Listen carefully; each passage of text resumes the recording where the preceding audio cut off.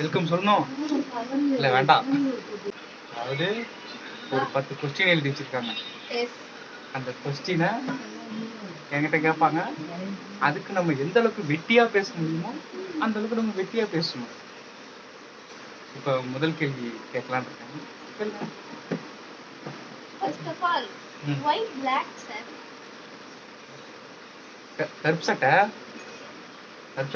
போடக்கூடாதா? சட்டை போட்டா போதும்ல, அது கருப்பா தானே வெள்ளையா இருக்கணும். முதல்ல இன்டர்வியூ வந்திருக்கீங்க.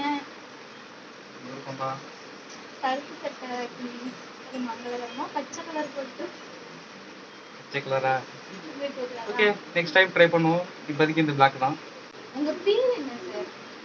பேர் உங்களுக்கு ஒரு பேர் வைக்கணும் அப்படின்னு தோணுச்சுன்னா கண்டிப்பா கமெண்ட் பண்ணுங்க. எஸ்ஆர்என் அப்படின்னு சிம்பிளா போட்டுடலாம். இப்போதைக்கு அதான் இருக்கு, எஸ்ஆர்என். நெக்ஸ்ட் உங்க டேட் ஆஃப் பர்த் என்ன சார்? டேட் ஆஃப் பர்த் 31ஆம் தேதி ஆகஸ்ட் மாசம். இயர் என்ன சார்? எல்லா வருஷமும் அதே தான், வருஷத்துக்கு ஒன்றா மாறும். உங்களோட நகைச்சுவையை பத்தி நான் வியப்பேன். நகைச்சுவையா இருக்கும். உங்களோட ஃபேவரட் ஃபுட் என்ன சார்? ஃபேவரட் சாப்பாடு. சாப்பாடுனாலே எல்லாருக்கும் பிடிக்குமே. அது முக்கியமா எனக்கு சாப்பாடுனா எப்போதுமே ஏதாவது எப்பயாவது சாப்பிட்டுட்டே இருக்கும். இந்த இப்போ கூட பாருங்க, சம்சா வாங்கிட்டு வந்து வச்சிருக்கோம் சாப்பிட்றதுக்கு வெயிட்டிங். சார் நீங்க இன்டர்வியூக்கு வந்திருக்கீங்க சார். இன்டர்வியூனா சாப்பிடக்கூடாதா? இவருக்கு கொசிக்கும்ல. நீங்க என்ன சார் படிச்சிருக்கீங்க? உங்க குவாலிஃபிகேஷன் என்ன சார்? குவாலிஃபிகேஷன் சத்தியம், தர்மை, நேர்மை இதெல்லாம் படிச்சிருக்கேன். இப்போ லாஸ்டா என்ன படிச்சேன்னா, வாட்ஸ்அப்ல ஒரு ஃபார்வர்ட் மெசேஜ் இருந்தது, அதை படிச்சேன். இதுவரைக்கும் நான் கேட்ட கேள்விக்கே பதில் வரல. நெக்ஸ்ட் கேள்விக்காவது நீங்க பதில் சொல்வீங்க நான் எதிர்பார்த்து என்னோட விடாமுயற்சியை விடாம நான் கேட்கிறேன். அப்பனா ஏதோ பெருசா வச்சிருக்காங்க, கேட்பாங்க, நம்ம பதில் சொல்லுவோம். அந்த பெருசா லாஸ்ட்ல இருக்கு பாருங்க. அப்ப லாஸ்ட் வரலி வெயிட் பண்ணி பாருங்க. உங்களோட ஃபேவரட் பிளேஸ் என்ன சார்? எஸ், அதாவது பிடிச்ச இடம். பிடிச்ச இடம்னா எது வேணாலும் சொல்லலாம். ஊரு, கண்ட்ரி, ஸ்டேட், டிஸ்ட்ரிக்ட். அங்கெல்லாம் நான் போனது இல்ல. வெளியூர் வெளிநாடுலாம் போனது இல்ல அதிகமா. நம்ம பிடிச்ச இடம் வீடு தான், எப்போதுமே வீடு தான். உங்களுக்கு பிடிச்ச ஹீரோ யார் சார்? ஹீரோ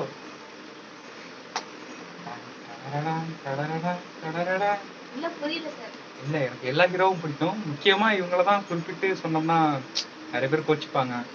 இப்போ விஐபிஸ்லாம் எனக்கு நிறைய பேர் தெரியும். இது இப்போ நான் இவங்கள தான் முக்கியமா பிடிக்கும் அப்படின்னு சொன்னா மற்றவங்க கோச்சிக்க கூடாது இல்லையா? அதனால பொதுவாக எல்லாரையுமே பிடிக்கும். சொல்லு உங்க ஃபேவரட் ஹீரோயின் யார் சார்? ஓகே, ஹீரோவே நீங்க சொல்ல வேணாம்னு சொல்லிட்டீங்க. ஹீரோயின் இருக்கு சார். நெக்ஸ்ட் क्वेश्चन போலாம். எதுக்காக நீங்க உங்களுக்கு இந்த யூடியூப் சேனல் ஆரம்பிக்கணும்னு உங்களுக்கு தோணுச்சு? அதுவும் வெட்டியா பேசுவோம் அப்படின்னு பேர் வச்சு. இது வந்து ரொம்ப முக்கியமான கேள்வி. அது மாதிரி பதிலும் முக்கியமானது கூட. இதுக்கு நான் சொல்ல போற பதில் என்னன்னா, கிட்டத்தட்ட நான் கொஞ்சம் சும்மா தான் இருக்கேன் வீட்டுல, செமையா போர் அடிக்குது. சரி ஏதாவது எழுதலாம், யோசிக்கலாம், பேசலாம், பார்க்கலாம் அப்படின்னா எவ்வளவுதான் நானும் யோசிக்கிறது, எவ்வளவுதான் எழுதுறது, எவ்வளவுதான் பாக்குறது. சரி எவ்வளவுதான் பேசலாம் அப்படின்னு பார்த்தா யாராவது ஒருத்தர் கூட இருக்கணும் பேசுறதுக்கு. அப்படின்னா வீட்டுல அம்மா இருக்காங்க, அம்மாட்டே பேசிட்டு இருக்க முடியாது. அம்மா சமைப்பாங்க, வீட்டுல வேலை இருக்கும் அவங்களுக்குலாம். அவங்கள்ட்ட போய் கொடன்னு பேசிட்டு இருக்க முடியாதுல்ல. அதுக்குதான் சரி நம்ம ஏதாவது பேசுவோமே அப்படின்னா இந்த வெட்டியா பேசுவோம் அப்படின்னு ஒண்ணு ஆரம்பிச்சேன். அது இதுக்கப்புறம் நல்லபடியா போறதெல்லாம் உங்க கையில தான் இருக்கு. இதுக்கு மேல அதிகமா பேச ஆரம்பிப்போம், வெட்டியா பேசுவோம். Okay sir. நீங்க எழுதுவீங்கன்னு சொன்னோனே எனக்கு ஞாபகம் வருது. நீங்க நல்லா கதைலாம் எழுதுவீங்களாமே? ஆமா, நான் டைரியா கதை எழுதி வச்சிருக்கேன் நான்.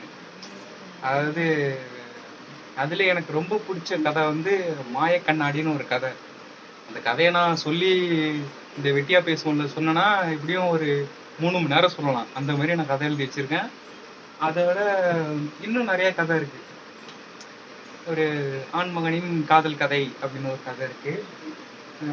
இப்போ எனக்கு பிடிச்ச கதை மாய கண்ணாடி அது இருக்கு. அப்புறம் நம்ம விஜய் டிவியில் அடிக்கடி அதிகமாக போட்ட கும்கி படம் அதோட பார்ட் 2 கதை எழுதி வச்சிருக்கேன், அதுவும் இருக்கு. இன்னும் ஒரு சில கதையெல்லாம் இருக்கு. அதெல்லாம் நான் சொல்லணும்னு நினைச்சேன்னா ஒரு கதைக்கு 2 மணி நேரத்துலேருந்து 3 மணி நேரம் கண்டிப்பா தேவை. அத நாங்க அப்புறமா எபிசோடா போடுறோம். அதை நீங்க எதிர்பார்க்கலாம் கண்டிப்பா. எனக்கு பிடிச்ச கதை மாய கண்ணாடின்னு அந்த கதை. அந்த கதையை நாங்க எபிசோடா கண்டிப்பா அப்லோட் பண்றோம். நெக்ஸ்ட் क्वेश्चन, உங்க கூட பிறந்தவங்க சிப்லிங்ஸ் இருக்காங்களா சார்? கூட பிறந்தவங்கன்னு சொன்னது புரியுது, சிபிலிங்ஸ்னா என்னது? கூட பிறந்தவங்க அது நீங்க கூட பிறந்தவங்களே சொல்லிருக்கலாமே. கூட பிறந்தவங்க ஒரு 40 பேரு. என்ன யோசிக்கிறீங்க? 40 பேர்னா யோசிக்கிறீங்களா? நான் பிறக்கும்போது ஹாஸ்பிட்டல்ல ஒரு 40 பேர் ஒண்ணா பிறந்தாங்க. அதனால கூட பிறந்தவங்க 40 பேர். எஸ். உங்களுக்கு அக்கா, தங்கச்சி, தம்பி, அண்ணன் இருக்காங்க. நம்ம சொந்தக்காரங்க எல்லாமே அக்கா தான். நம்ம வயசுல முத்தின பெரியவங்க எல்லாம் அக்கா தான். நமக்கு சின்ன பிள்ளைங்க எல்லாம் தங்கச்சி தான். நீங்க எந்த காலேஜ்ல சார் படிச்சீங்க? ஃபர்ஸ்ட் நீங்க படிச்சீங்களா சார்? படிச்சேன். படிக்காம இந்த அளவுக்குலாம் வந்து இங்க உட்காரல. படிச்சிருக்கேன். எந்த காலேஜ்ல படிச்சேன்னா நாகப்பட்டினத்துல ஒரு காலேஜ்ல படிச்சேன். நெக்ஸ்ட் கேள்வி, அதாவது இப்பதான் நீங்க முக்கியமான கேள்விக்கு வந்திருக்காங்க. அதாவது முதல்ல சொன்னாங்க இல்லையா, லாஸ்டா ஒரு முக்கியமான கொஸ்டின் இருக்கு அப்படின்னு. அந்த கொஸ்டின் தான் இப்போ வந்திருக்கிறாங்க. இந்த மாதிரி உனக்கு வெட்டியா பேச சொல்லி யாரா சொல்லி கொடுத்தா அப்படின்னு அந்த கொஸ்டின். இந்த தலைக்கு உள்ற ஒண்ணு இருக்கு பார்த்தீங்களா, மூளை 1.25 கிலோவாம். அந்த மூளையில ஒரு சின்ன பார்ட், அதுதான் என்ன இப்படி வெட்டியா பேசலாம் அப்படின்னு ஆரம்பிச்சு சொன்னது. இந்த மூளை சொன்னதை நான் செஞ்சிருக்கேன். அது முக்கியமா நீங்க கேட்ட அந்த மாய கண்ணாடி சீரீஸ் இனிமே பார்ட் 1, பார்ட் 2, பார்ட் 3 அந்த மாதிரி ரேஞ்சில் வந்துட்டே இருக்கும்.